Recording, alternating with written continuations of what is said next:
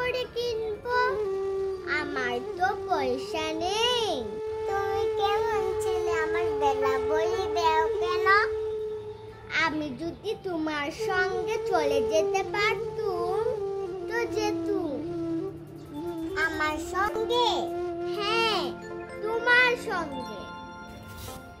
তুমি যে কত দূর থেকে হাঁটতে হাঁটতে চলে যাচ্ছ, শুনে কেমন আমার মন কেমন করছে।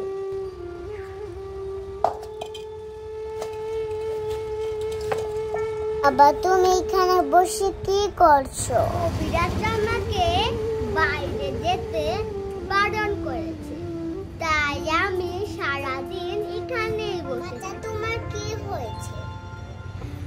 আমি তো কিছু পড়িনি, তাই আমি জানিনি আমার কি হয়েছে।